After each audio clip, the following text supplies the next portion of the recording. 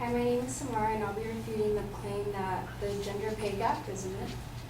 My opponent's secondary claims were one, that the often cited 77% statistic is misleading, and that two, there's a gap, but it's falsely attributed to the unequal pay for equal work.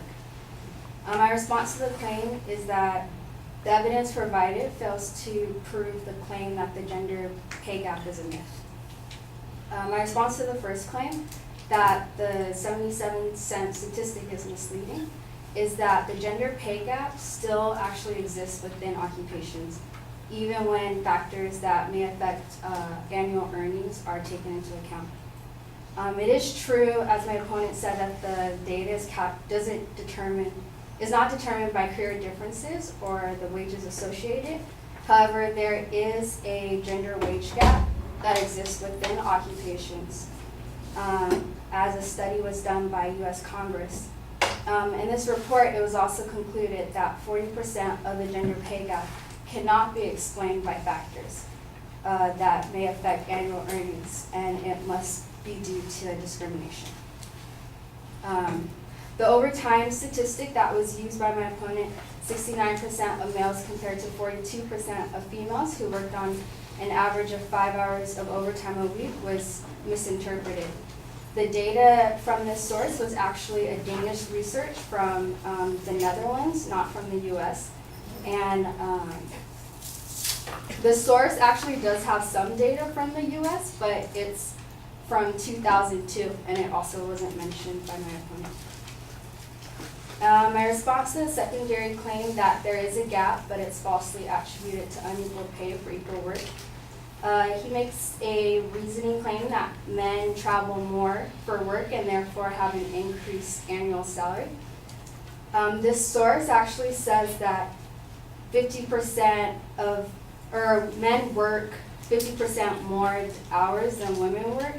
It doesn't say, as my opponent said, that men are 50% more likely to travel for work than women. And also in this source, I should mention that the travel time doesn't refer to work travel. It actually refers to daily commuting times and like errands, going to the store, things like that. Next, the lack of evidence fails to support the assumption that women are more likely to make family-oriented decisions that affect annual earnings. My opponent made the assumption that mothers are more likely to ask for time off work to attend their child's school play compared to fathers, but this assumption wasn't backed up by evidence. The only source that was cited was the Family and Medical Leave Act, which is a labor law that is not exclusive to women. It's actually eligible for any employee that meets any of the requirements, and even the maternity leave is not exclusive to women. Men could also take up to 12 weeks of medical leave for childbirth, and this is called paternity leave. Lastly, the evidence used to support the claim that men are more likely to negotiate salary is outdated, and more recent studies suggest otherwise. The data that was used to support this claim is from 2009, and in a more recent study from 2015, I found that women and men share the same reluctance to negotiate.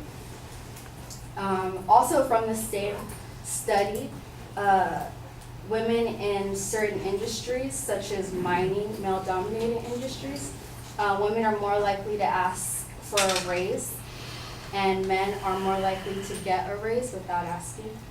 Also, for MBA degree holders, asking for a raise, 48% of women and 63% of men received their requested raise, while 21% of women and only 10% of men received no raise at all.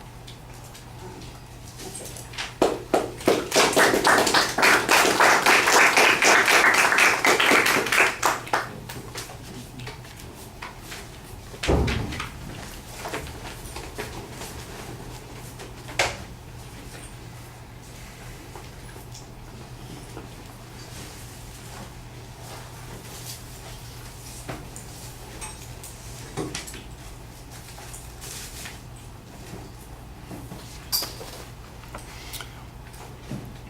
All right, well, you labeled the main and secondary points pretty clearly. You presented good counterclaims on the individual examples. There were places where you essentially challenged the legitimacy of the advocate's evidence. Sometimes I think you cite the advocate's source and you kind of tell us that there's a different conclusion in there. I think you want to quote directly when you're doing that to make sure that we understand what the difference is and that it's not a matter of interpreting what's going on, but in fact that the data reflects something different than as it was presented. And especially when you're making a charge like that, it's almost as if you're saying they lied. And even though you don't say that, you do have in one particular place where they said that the information is completely different. I'm not exactly sure, for instance, that there's a dispute about, well, I shouldn't say a dispute, that the point on travel, for instance, means that because the evidence applied the one direction that you say, that the other doesn't exist. I'm not sure that that's a mutually exclusive issue. There may be more information that's being presented. That's the thing that I'm talking about. I'm not exactly sure how that helps your position on that particular point either, because it did sound to me like the statistics were not all that different one way or the other. But I thought that you had very good arguments about how you can't account for the differences based on some of the things that are being suggested here. I like the way that you kind of challenged some of the issues like on maternity leave and the reluctance to ask for a raise. That whole last point, for example, on negotiating, I thought that was the strongest argument that you had, where you are directly challenging premises that the advocate's presenting and supplying good counter evidence to support the claims that you're presenting. I thought that that's where you were the strongest. All right, thank you.